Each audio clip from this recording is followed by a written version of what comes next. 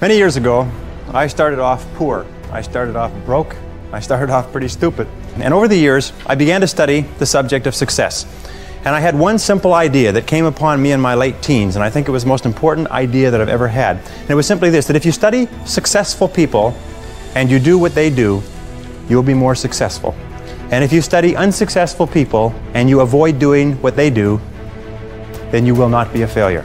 And what I want to talk to you about tonight is some of the principles that I've discovered in over 20 years of research. I have studied successful men and women. I have read biographies and autobiographies. I have looked at the characteristics and principles of them. I've studied philosophy and economics and religion and psychology and metaphysics.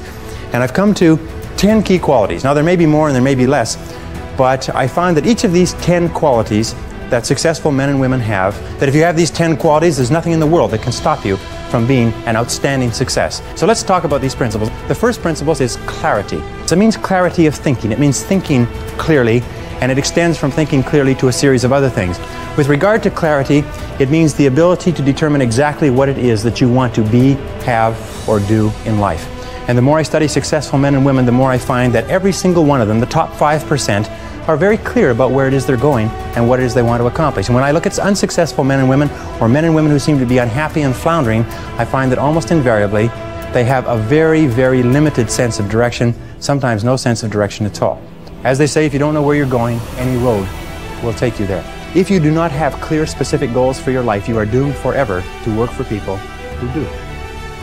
And that seems to be the case. And yet only 5% of people have goals. So the key starting point with regard to clarity is to know where it is you're going and what it is you want to be and what it is you want to have and what it is you want to do. The second key with regard to clarity is decisiveness. Be decisive. I have never met a successful person who was indecisive, and I have never met a failure who was decisive. Be decisive. Develop the characteristic and quality of decisiveness. We know that the reason why we are indecisive is because we're afraid of making a mistake.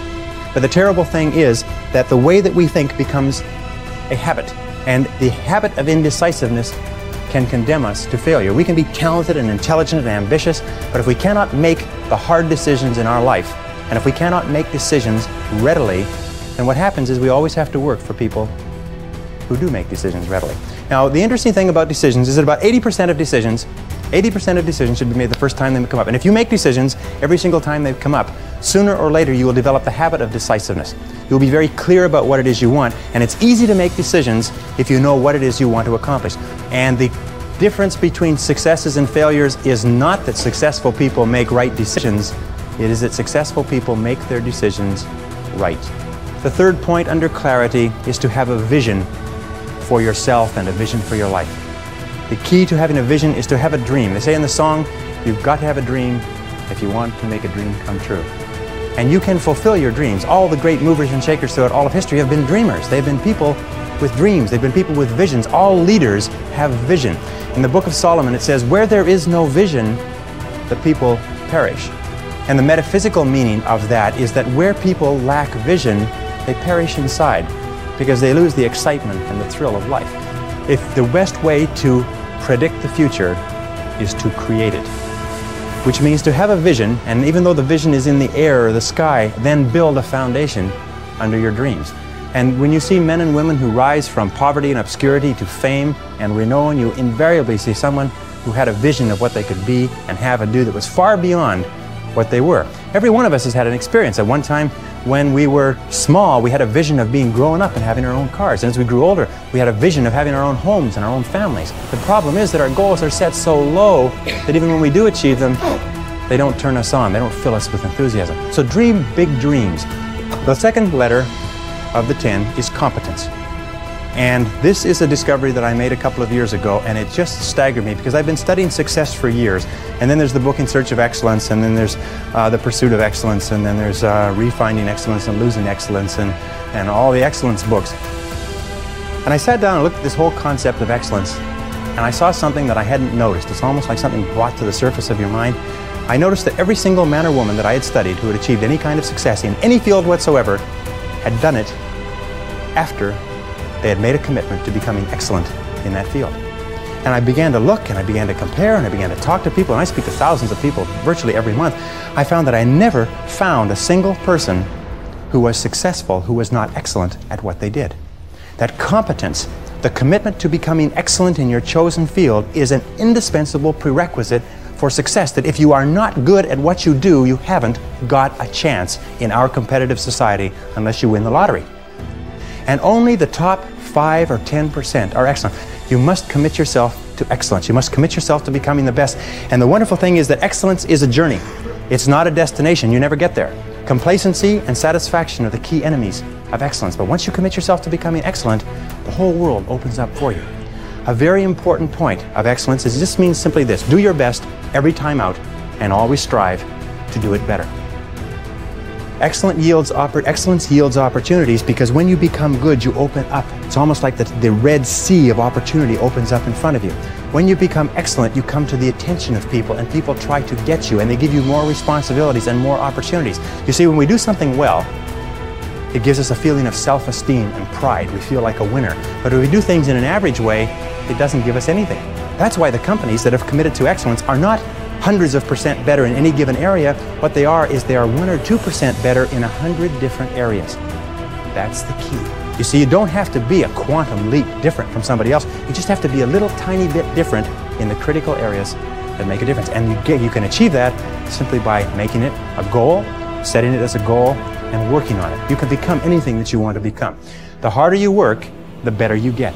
The average self-made millionaire in America works 12 to 13 hours a day. Works about 60 to 65 hours a week.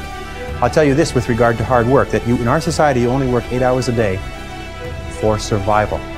Everything over 8 hours is for success. And if you're only working 8 hours a day, you're in trouble. If you're only working 8 hours a day, you better have a rich uncle, or you better have somebody else who's going to take care of you, because 8 hours a day only gets you survival in our society. Because it's so competitive that if somebody else is working 9, they've got an edge on you. Somebody else is working 10, they've got a bigger edge on you. Every hour over 8 that you invest is an investment in your future, is an investment in your success. And if you put in the hours over 8, whether it's studying or reading or working, if you put in the hours, it will pay off, and it will pay off in spades. It's like throwing seed in the ground. When you throw a seed in the ground, the plant that comes up is not just one seed, it's hundreds of seeds. There's a crop that you put in, but you must put the seed in the ground first. The next letter, C, stands for concentration. Concentration. I think that the ability to focus and concentration are the 2 keys to success in life. You see, in life, there's never enough time to do everything, but there's always enough time to do the important things. Instead of doing what is fun and easy, which is what most people do, you know what they do? They make a list of everything they have to do, and then they start at the bottom of the list and they work on the irrelevant things. At the end of the day, they haven't got anything done. Successful people, peak performers, concentrate on the top items. And remember, anything other than working on the top items on your list is a waste of your time. And time management is not just time management is life management. You can do anything you want with your life if you'll manage your time properly. We all have the same 24 hours a day, and the ability to concentrate, to discipline yourself, to use willpower and perseverance to concentrate on one thing at a time is a quality of all success. Nothing great has ever been accomplished without the ability to concentrate single-mindedly on one thing at a time. Develop a sense of urgency. A sense of urgency is a quality that is possessed by only 2% of the population. 2% of the population do things fast. 2% of the population have a bias for action. In Tom Peters' wonderful book, In Search of Excellence, he says all the excellent companies have a bias for action. And all of the companies that do not classify or do not come into the excellence category do things when they get around to it. You call them up and you have a problem or a complaint. You hear from them 3 or 4 weeks later. But the excellent companies, you call up with a problem or complaint, and bang, there's somebody back to you in 2 minutes. So develop a sense of urgency. Get the reputation as the person who does things fast. Develop a reputation for speed and dependability, and your future will just open up in front of you. And if you'll develop that habit of working fast, that sense of urgency, act now, do it now, do it now, do it now. In selling especially. Somebody calls you up and has a question, get back to them now. Somebody has a problem, get back to them now. Somebody needs something, move on it quickly. If you have to forego coffee breaks or lunch or something else, move fast. If you develop that reputation for speed, it will be worth a fortune to you. The next C is common sense. You can train your mind to have common sense. You can train your mind to think things through before acting. In my experience, action without thinking is the cause of every failure. Action without thinking is the cause of every failure. And common sense comes from taking the time to think things through before you act. Listen to your intuition. Your intuition is one of the best guides that you possibly have. Learn from your setbacks. This is one of the characteristics of high-performing men and women, is that every single time they have a problem or a difficulty, they sit back and they dissect it and they learn everything possible from it. They try to develop general principles. From each setback, they say, what is the valuable lesson I can learn? So you take a look at everything that has happened to you, take a look at the very most difficult experience that you're in right now, and ask yourself, what is the most valuable lesson I can learn from this experience? And believe me, if you look for the lesson, in the Bible it says, seek and ye shall find. It doesn't say seek and occasionally you might find something. It says seek and ye shall find. If you look for the valuable lesson or the seed of an equal or greater advantage or benefit in every difficulty, you will find it. Number 5, C, is creativity. Tap your creative potential. Accept the fact that every single human being is a genius, and all successful men and women are creative. They're creative in that they respond to their world differently. They ask questions, they're flexible, they're curious. You know what, the hallmark of creativity is curiosity. And I find that the smartest people of all, the ones that have the greatest education and the most experience, are the ones who ask the most questions.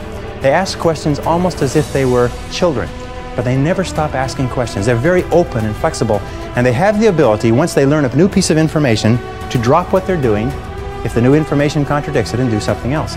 Do you know what most people do? Most people keep on doing what they're doing until they run into a wall. As they say, the more you do of what you're doing, the more you'll get of what you've got.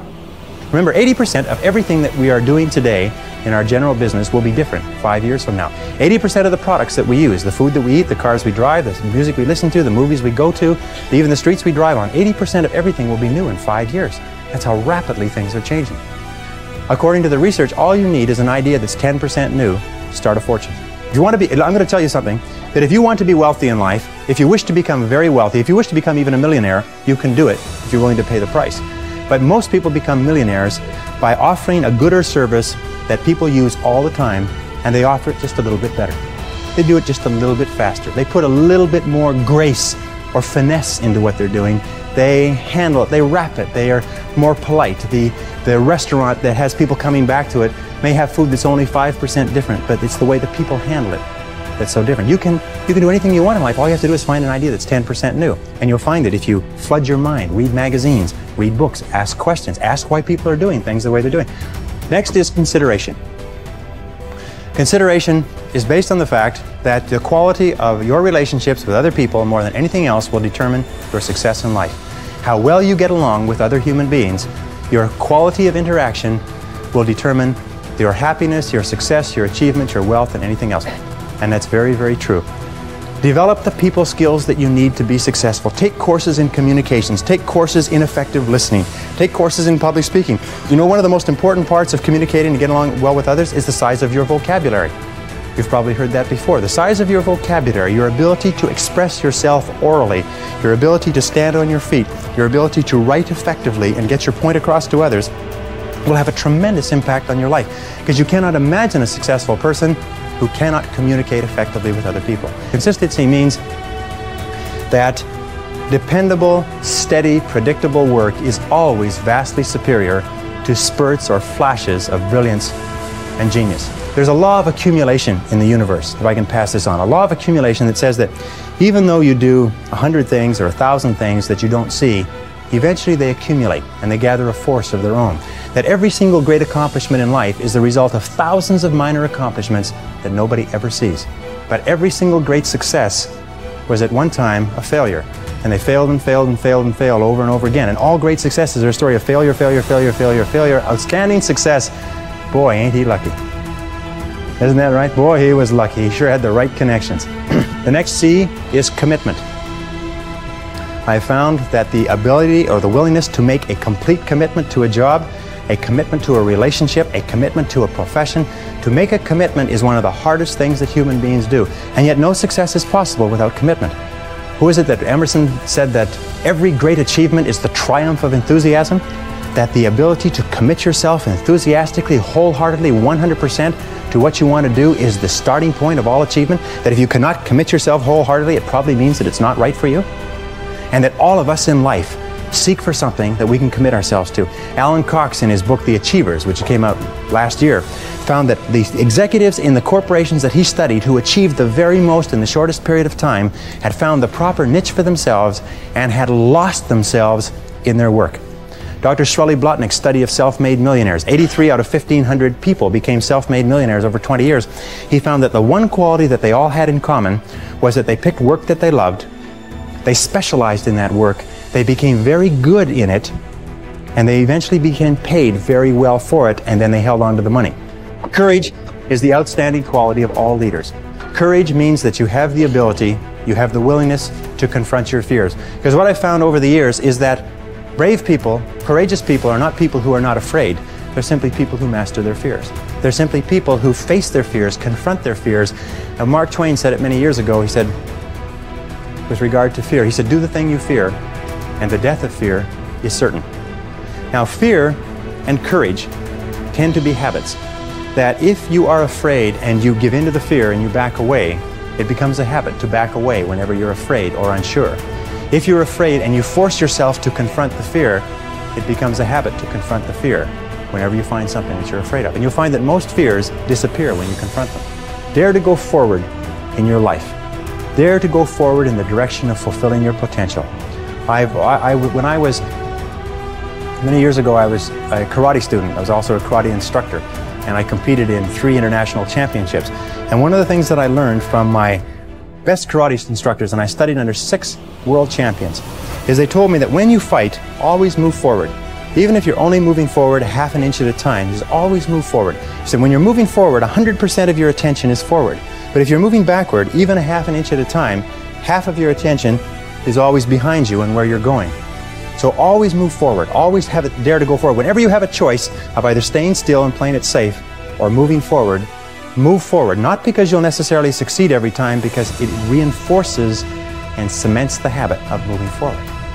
And most people, when they have a choice of moving forward or playing it safe, play it safe. But I think General Douglas MacArthur said there's no security in life, only opportunity. Life is very perverse in a way, because the more we seek security, the less we have it.